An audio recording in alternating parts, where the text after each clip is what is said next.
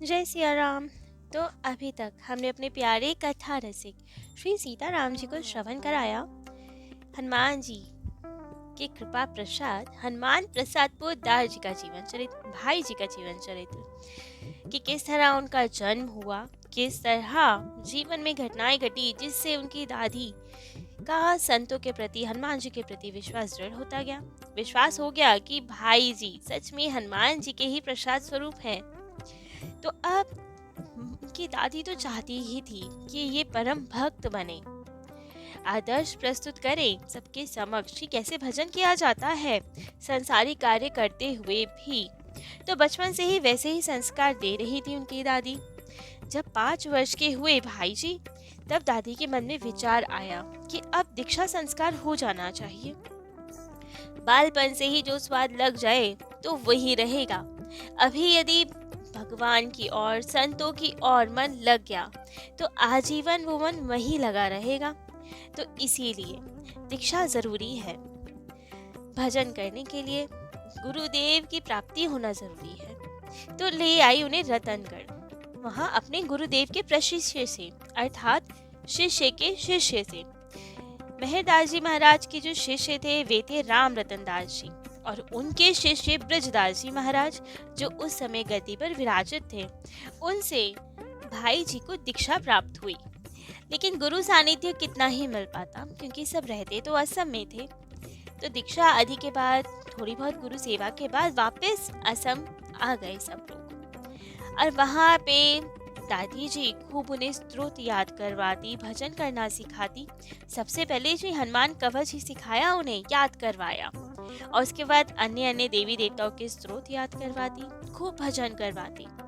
अलग अलग गुरुदेव के पास ले जाती जिससे ये भांति भांति की चीजें सीख सके भाई जी, सब में पारंगत हो।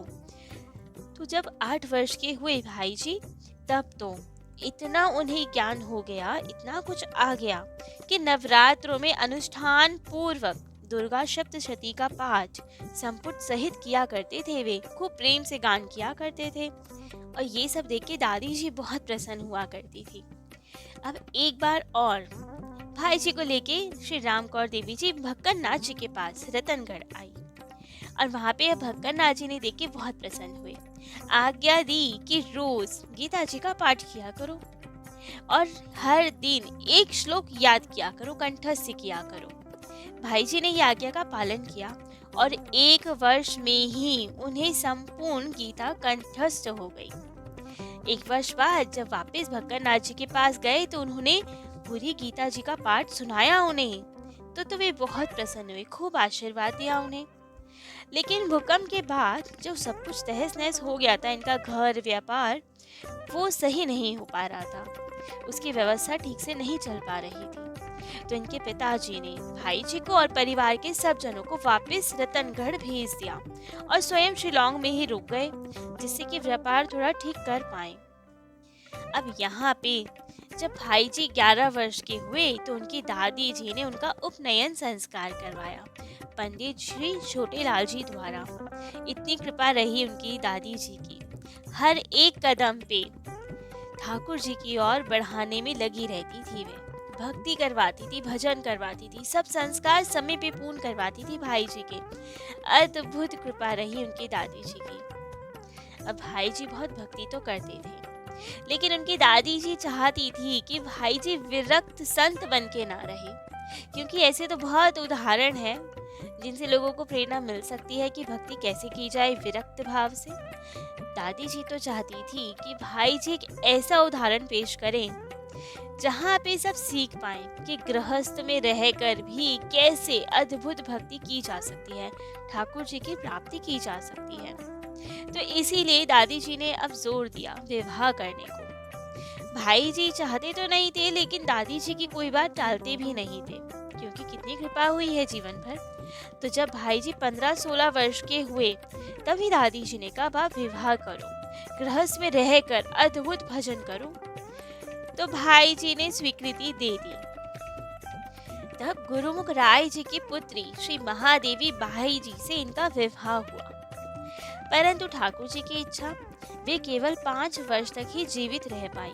एक पुत्र भी हुआ इनके, लेकिन उसका भी निधन हो गया। अब वापस से आनंद से भजन करते।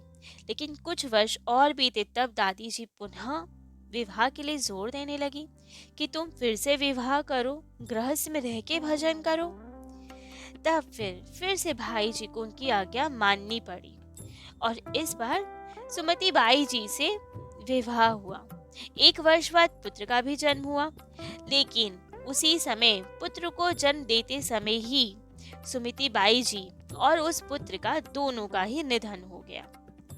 अब तो दादी जी को बहुत दुख हुआ, लेकिन क्या करें, फिर कुछ समय ऐसे ही बीतता गया।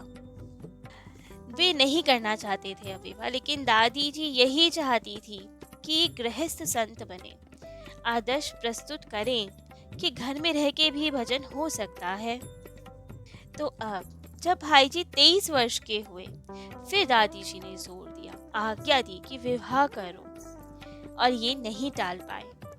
तब तो सीताराम से मरिया जी की पुत्री रामदेई जी के साथ आपका अक्षय तृतीया को विवाह हुआ। रामदेई जी ने अंत तक आपका साथ निभाया। अद्भुत सहयोगिनी थी आपके भजन में, इतनी अनुकूल थी कि जैसे भाई जी रखते उसी भाव से रहती थी, अपनी कोई इच्छा कभी प्रकट नहीं करती थी। भजन में पूर्ण सहयोग रहता था उनका, हर तरह से भाई जी के अनुकूल थी वे। अब ये वाला समय वही था जब देश में स्वतंत्रता आंदोलन चल रहे थे, आज़ादी की लड़ाइयाँ चल रही थी, तो ज़्यादातर सब नौजवानों का रुझान उसी आंदोलन की ओर होता था। तो वैसे ही भाई जी का भी हुआ, उनका भी जितना रुझान था भक्ति की ओर तो था, लेकिन अब स्वतंत्रता आंदोलन में रुचि बढ़ती जा रही थी। तभी उन्हीं सबके बीच इनका परिचय हुआ सेठ श्री जयदयान गोइका जी से। सेठ जी एक ऐसे व्यक्ति हुए जिन्हें ये गुरु भाव से पूछते थे, हर एक उनकी बात मानते थे। जी श्री जयदयान गोइंका जी मारवाड़ी सेठ थे, वैश्य कुल में उत्पन्न हुए थे, गृहस्थ थे, लेकिन फिर भी अद्भुत संत थे। सबसे भजन करवाते थे, खूब सिद्ध अवस्था के थे। गीता भवन उन्होंने ही स्थापित किया था, बनवाया था, जो ऋषिकेश में है, जहाँ आज भी भक्त जाके रहते हैं, खूब भजन करते हैं। तब सेठ जी गर्मियों की छुट्टियों में सब भक्तों को वहाँ लेकर आया करते थे ऋषिकेश में। तब तो वहाँ कुछ बना हुआ नहीं था, केवल जंगल मात्र था। हरिद्वार तक तो सब जाते थे, लेकिन भाई जी को एकांत चाहिए था भजन के लिए, तो सबको लेकर नौका से पार करके जाते थे, जहाँ आज गीता भवन है वहाँ, और एकांत में रह के सबसे साधना करवाते थे, भजन करवाते थे। जबकि उस वक्त वहाँ तो जंगली पशु पक्षी का भी डर रहता था, लेकिन सामूहिक रूप से सब जाते थे, सुबह से रात तक रहते थे और खूब भजन करते थे। बाद में भक्तों के निवेदन करने पे वहाँ गीता भवन बनवाया गया। सेठ जी ऐसे हुए कि घूम घूम के प्रवचन किया करते थे गीता पर, सामान्य भाषा में सामान्य ज्ञान की बातें किया करते थे, मनुष्य को मनुष्य बनाने की बातें किया करते थे। उस समय बहुत ज्यादा प्रवचन आदि तो नहीं होते, तो इसलिए भाई जी के प्रवचन बहुत प्रसिद्ध थे, सब बहुत मानते थे, सबके हृदय में उनके प्रति बहुत आदर भाव था। लेकिन यहाँ पे भाई जी के पिताजी का व्यापार कैसे भी असम में दोबारा नहीं जम पाया, तो इसीलिए अब उन्होंने सोचा कहीं और व्यापार करना चाहिए, कुछ और इंतजाम करना चाहिए। जब से वो भूकंप आया सब तहस नहस हो गया। तब तो भाई जी को लेकर और अपने पूरे परिवार को लेकर उनके पिताजी कलकत्ता आ गए। 1911 के लगभग की बात है, जब भाई जी के पिताजी ने वहाँ दुकान कर ली और वे ही संभालते। अब भाई जी भी कभी कभी वहाँ जाते। उसी समय उन्हीं दिनों भाई जी की जहाँ दुकान थी उसके सामने वाली दुकान पे ही सेठ जी का प्रवचन हो रहा था। वे कहीं भी प्रवचन कर देते थे, तो सामने वाली दुकान में ही प्रवचन हो रहा था। अब भाई जी ने सोचा कि क्या हो रहा है, जाके देखा जाए। अपने मित्रों के साथ वहाँ गए, और जैसे ही वहाँ गए सेठ जी के दर्शन किए, उनकी वाणी सुनी, हृदय में अद्भुत प्रभाव छोड़ गई वो वाणी। धीर गंभीर वाणी थी उनकी। तो अब तो अपने मित्रों के साथ स्वतंत्रता में भी भाग लेते, आंदोलन में, और भाई जी के सत्संग में भी जाने लगे। अब 1911 में सब जगह स्वतंत्र आंदोलन चल रहा था, और कलकत्ता में तो उसका बहुत प्रभाव था भी। सब लोग स्वतंत्रता सेनानियों की मदद किया करते थे। कोई कोई प्रत्यक्ष मदद करते थे, कोई गुप्त रूप से मदद किया करते थे, अर्थात उन्हें भोजन आदि पहुंचा देना, धरपकड़ हो रही है तो उन्हें अपने घरों में छुपा लेना। इस तरह से अब भाई जी भी यही सब करने लगे, स्वतंत्रता सेनानियों की मदद करने लगे। इस आंदोलन के समय उनकी खूब बड़े बड़े नेताओं से जान पहचान भी हुई। महात्मा गांधी जी से भी, श्री मदन मोहन मालवीय जी से भी, राजेंद्र प्रसाद जी से भी सबसे बहुत निकट के संबंध हो गए भाई जी के। काशी विश्व हिंदू विद्यालय जब बनवाया मालवीय जी ने, उसमें भी भाई जी ने सेठों से कहकर, क्योंकि उनकी तो मारवाड़ी सेठों से भी पहचान थी, तो खूब धनराशि भिजवाई, खूब सहयोग दिया उसे बनाने में। तो ऐसे ही अब भाई जी धार्मिक अनुष्ठानों और धार्मिक भक्ति के साथ साथ स्वतंत्रता की ओर भी अग्रसर हो गए। अब गुप्त रूप से स्वतंत्रता सेनानियों की मदद करते। लेकिन इन्हीं सबके बीच अंग्रेजों को भी पता चल गया और उनकी हिट लिस्ट में भाई जी का भी नाम आ गया। और किसी ने इन्हें बता भी दिया कि अंग्रेजों की सूची में आपका नाम भी आ गया है, वे भी जान गए हैं कि आप सबकी मदद कर रहे हैं। उन्होंने कहा कोई बात नहीं, देखा जाएगा। कुछ समय बाद समाचार मिला कि धरपकड़ शुरू हो गई है, गिरफ्तारी शुरू हो गई है और उस लिस्ट में भी आपका नाम आ गया है, कभी भी आपकी गिरफ्तारी हो सकती है अब। लेकिन भाई जी बिल्कुल निर्भीक थे और समय आ ही गया जैसे कि सूचना मिली थी। राजद्रोह के आरोप में 1916 में भाई जी को गिरफ्तार कर लिया गया, जबकि तब विवाह को केवल 3 महीने हुए थे इनके और पिताजी का देहांत हो चुका था। घर में अब कोई नहीं, केवल उनकी दादी और धर्मपत्नी। लेकिन भाई जी की गिरफ्तारी हो गई, सहयोग देने वाला कोई नहीं, किससे कहें। जेल में ले जाया गया, खूब पूछताछ की गई और तब तो ये सिस्टम था कि क्रांतिकारियों को सीधा या तो फांसी दे दी जाती थी या काला पानी की सजा होती थी। ज्यादा उन पे कुछ कार्रवाई आदि नहीं की जाती थी, ना कुछ पूछा जाता था। तो अब भाई जी यही सोचे कि क्या किया जाए, किसको कहा जाए, किससे मदद मांगी जाए, क्योंकि घर में तो ऐसे कोई नहीं जो मदद करने आ पाए। तब ऐसी विषम परिस्थिति में ठाकुर जी की कृपा का अनुभव हुआ उन्हें लगा कि कोई तो है नहीं संसार में, लेकिन मेरे सरकार तो मेरे साथ हैं। तो अब जब कहीं कोई सहारा नहीं दिखा, तब हमारे राम जी याद आए, ठाकुर जी याद आए और तब उन्होंने सोचा कि क्यों ना भजन ही किया जाए। अब यहाँ जेल में रहे रहे हम क्या ही करें, नाम जप किया जाए। तो जैसे उनकी दादी बचपन में उन्हें सिखाती ही थी, ठाकुर जी का नाम सुमिरन करने लगे। ठाकुर जी का आधार है अहरनिश, अब नाम जप करने लगे। तब तो उनके मन में एक विचार आया कि काश हम गिरफ्तार हो रहे थे तो अपनी माला ही ले आते, माला से नाम जप करते, क्योंकि दादी जी कहती हैं संख्या पूर्वक नाम जप करो। तो हम संख्या कैसे गिने अब बिना माला के। तो वहाँ पे जो पहरेदार होते हैं जेलर, उनसे भी कहा कि क्या माला का इंतजाम हो सकता है, मिल सकती है।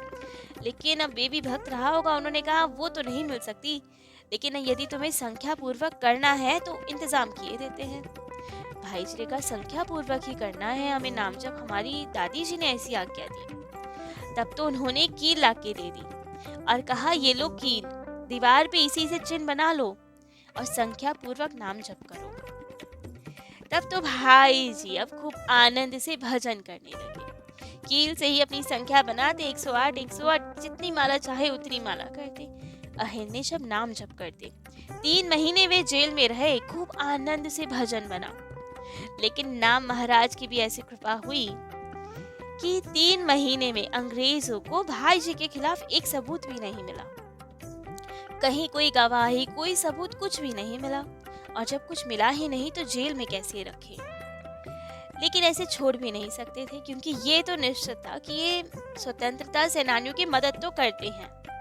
तो कह दिया भाई जी से कि ठीक है, आपको जेल में तो नहीं रख सकते, लेकिन नजर बंद करके रखेंगे, जिससे कि आप किसी का मदद ना कर पाए, किसी का सहयोग ना दे पाए। तो अब वहाँ जेल से उन्हें भाखुड़ा से 24 मील दूर शिमला पार एक ग्राम था, वहाँ पे एक पुरानी सी कोठरी या घर में जाके बंद कर दिया, नजर बंद कर दिया और एक पहरेदार को बिठा दिया।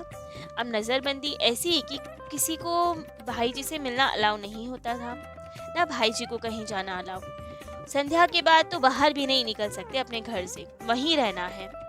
भोजन आदि की व्यवस्था कर दी जाती थी, लेकिन अब परिवार का पालन कैसे हो, तो उसके लिए भाई जी को 80 रुपए दिए जाते थे, जो कि वे अपने घर में भेज दिया करते थे, जिससे घर परिवार का भी निर्वाह हो रहा था। और यहाँ यहाँ भाई जी तो खूब आनंद में। आनंद किस बात का? आनंद इसका कि अब एकांतिक सुख मिला। जो 3 महीने जेल में नाम साधना शुरू हुई उनकी, अब यहाँ आके उसे और बल मिला। अब तो उन्हें ये नजरबंदी भी ठाकुर जी की विशेष कृपा लगने लगी। सब सांसारिक प्रपंचों से दूर एकांत स्थान पे अब रह रहे थे। नाम जप का अभ्यास तो बचपन से ही था, और अभी 3 महीने तो खूब आनंद से नाम जप होके आए थे। तो अब एकांत तो उन्हें बहुत प्रिय लगने लगा, और एक अद्भुत साधना शुरू हुई उनकी यहाँ पर, जहाँ पे कोई संसारिक लोग नहीं, केवल एकांतवास और ठाकुर जी। तो अब कैसी साधना रही, क्या क्या उन्हें उपलब्धियां प्राप्त हुई यहाँ पे, कैसे नजरबंदी एक विशेष कृपा में बदल गई, ये सब हम अपने प्यारे कथा रसिक श्री सीताराम जी को कल श्रवण कराएंगे। आज के लिए इतना ही। जय जय श्री सीताराम।